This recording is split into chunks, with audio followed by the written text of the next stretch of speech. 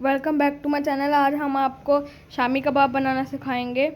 सबसे पहले हम आपको इसके इंग्रेडिएंट्स बता देते हैं। बड़ा गोश्त है 2 किलो हमारे पास, बड़ा गोश्त है और आधा किलो दाल है। चने की दाल हम इसमें इस्तेमाल करेंगे। ठीक है।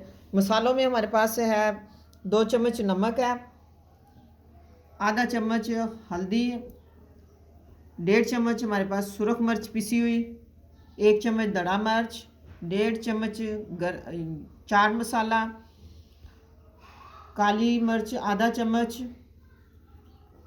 चम्मच हमारे पास पिसा हुआ गरम मसाला, थोड़ी सी 2 चुटकी अजवाइन, 2 चम्मच हमारे पास कुटा हुआ धनिया है, थोड़े से साबुत गरम मसाला है और थोड़ा 1 चम्मच ज़ीरा है हमारे पास। और 1 अदर टमाटर जाएगा, अदरक लहसुन का पेस्ट जाएगा, लहसुन जाएगा इसके अंदर 1 पोथी और 2 दरमियाने साइज़ के प्याज जाएंगे। रेसिपी शुरू करते हैं। तो IB कुकिंग चैनल को आप ज़रूर सब्सक्राइब कीजिएगा। आपके लाइक्स हमारे लिए बहुत इम्पोर्टेंट है। दाल को और गोश्त को हमने इकट्ठा प्रेशर दिया है, तो गोश्त हमने बड़ा इस्तेमाल किया। बड़े गोश्त की हम टिक्कियाँ बनाएंगे। ये देखें, सारे मसाले डालकर हमने गोश्त को प्रेशर दे लिया है। ये देखें, जितने भी मैंने इंग्रेडिएंट्स बताए थे वो सारे इसमें डाल के हमने दाल और गोश्त को इकट्ठा प्रेशर दे लेना है। उसके बाद हम इसकी शामी टिक्कियाँ बनाएंगे।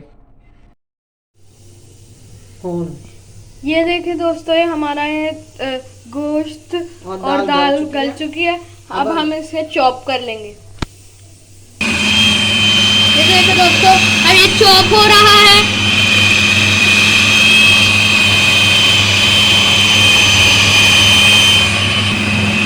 ये देखें दोस्तों, इस तरह के चॉपर में आपने इसको चॉप कर लेना है।